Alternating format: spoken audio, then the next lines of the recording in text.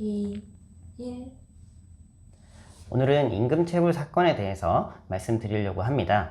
임금은 이제 정해진 날에 당연히 주어야 하죠. 그리고 만약에 퇴사를 했을 때는 퇴사한 이후에 일정한 기일 내에 혹시 못 준 돈이 있거나 아니면 퇴직금 아니면 기타 수당 이런 것들을 정산을 하도록 법에서 이제 마련을 하고 있습니다. 근로기준법에서는 일정한 기간 내에 이런 것들을 정산하지 않았을 때는 원금은 당연히 줘야 되고 그 외에 지연이자도 지급하도록 명시를 하고 있습니다. 근로기준법과 시행령에서는 근로자가 퇴사한 뒤에 14일이 지나도록 이제 회사가 퇴직금 등을 지급하지 않으면 지연이자로 20%를 지급해야 한다고 규정을 하고 있습니다. 요즘 은행 예금의 이자가 2% 내외라는 거를 감안하면 지연이자가 상당한 수준이라고 볼 수 있습니다. 일반적인 채권에 대해서 법정이자가 보통 5%로 많이 적용을 하는데 임금에 대해서는 20%를 적용하는 것은 상당하다고 좀 볼 수가 있는데요. 임금은 이제 근로자의 생계와 직결된 부분이다 보니까 지연해서 지급하는 부분에 대해서 징벌적인 목적에서 이렇게 좀 높은 이자로 규정을 하고 있고, 이러다 보니까 임금 체불이 발생하고 몇 년 지나면은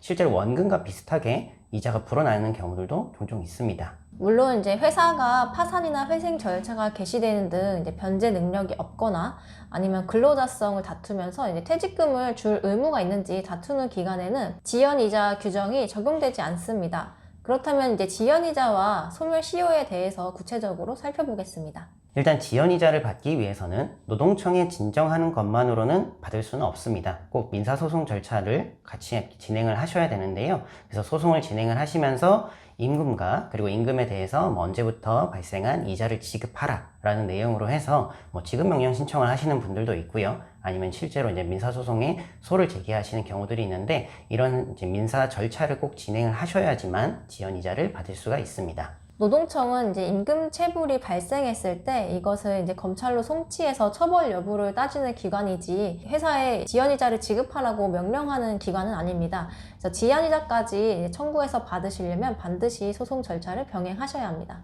그래서 노동청에 이제 진정을 하시고 이제 임금을 받기로 하고 이제 사업주랑 이제 합의서를 쓰시는 분들이 있는데, 합의서를 쓸 때 보통 마지막에 향후에 이제 민형사상 책임을 묻지 않는다 이렇게 이제 기재를 많이 합니다. 이제 합의서를 통해서 이제 원금은 받을 수 있지만 이제 마지막 항에 이제 민형사상 책임을 묻지 않는다라고 규정을 했기 때문에 향후에 이제 민사소송을 더 이상 진행할 수는 없는 거죠. 그래서 지연이자나 이런 부분도 이런 합의서를 쓰면은 더 이상 받을 수가 없기 때문에 합의서를 쓰시기 전에 이 부분을 좀 고려를 하시고 꼭 작성을 하셔야 합니다. 따라서 퇴사 후에 장기간 회사에서 퇴직금을 받지 못하셨다면 원금 외에도 이제 지연이자 등을 청구해서 받아야 하기 때문에 노동청 진정을 제기해서 체불금품 확인원을 발굴받으신 다음에 이 체불금품 확인원을 법원에 제출해서 원금과 지연이자 등을 이제 함께 청구하시면 되겠습니다. 임금채권 같은 경우는 보통 소멸시효가 3년이라고 보통 이야기를 합니다. 그래서 임금을 내가 받기로 한 날로부터 3년이 지나버리면 이거에 대해서 내가 민사적으로 청구를 할 수가 없게 됩니다. 퇴직금도 마찬가지인데요. 퇴직금은 이제 퇴사를 한 이후에 발생을 하니까 퇴사일로부터 3년이 지나버리면 이거 역시도 사용자에게 청구를 할 수가 없습니다. 그래서 내가 퇴사를 한 지 좀 시간이 지났는데 아직 못 받은 임금이나 퇴직금이 있다라고 생각을 하시면은 이 3년이란 기한이 지나면 안 되기 때문에 이 부분을 꼭 알고 계셔야 합니다. 3년이 지나기 전에 민사소송을 제기하거나 이제 3년이 임박해서 소송을 제기해야겠다고 생각을 하시면 내용증명 등을 보내서 이제 소멸시효를 중단할 수 있습니다. 이렇게 소멸시효를 중단시키면 3년이 지나더라도 소송을 제기할 수 있거든요. 소멸시효 안에 소송을 제기하면 원금과 이자를 모두 받을 수 있으니까 이 기한을 꼭 챙기셔야 합니다. 작년에도 이렇게 퇴사를 하시고 거의 3년이 다 돼서 연락을 주신 분이 있었어요. 그래서 일주일도 안 남았던 것 같은데요. 그래서 저희가 상담을 진행하고 그날 바로 못 받은 퇴직금이나 이런 것들을 계산을 해가지고 이것을 지급하라라고 내용 증명을 발송을 해서, 그래서 회사에서도 그걸 확인한 다음에 퇴직금 못 준 거나 지연 이자까지 모두 지급을 했던 사례가 있습니다. 그래서 3년이 지나기 전에만 내용 증명이나 소를 제기하면 되기 때문에 이 부분을 꼭 놓치시면 안 되겠습니다. 이렇게 내용 증명을 보내실 때는 받지 못한 금액과 이 금액이 어떻게 산출됐는지 산출 근거를 쓰시고 언제까지 지급해달라는 내용을 간단하게 쓰셔서 작성하시면 됩니다.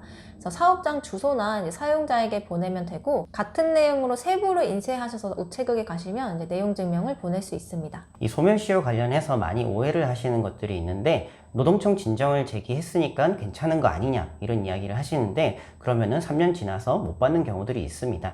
그래서 노동청 진정으로는 이 소멸시효가 중단이 되지 않는다라는 점에 대해서 꼭 아셔야 되고 반드시 내용증명과 같은 최고의 절차 아니면은 소송 제기나 지급명령 신청과 같은 청구 등의 절차를 꼭 진행을 하셔야지만 소멸시효가 중단된다는 점을 다시 한 번 더 말씀드립니다. 이런 임금 체불이 이제 발생을 하지 않으면 제일 좋겠지만 이미 발생했다면 지연이자까지 청구할 수 있다는 점을 설명을 드렸는데요.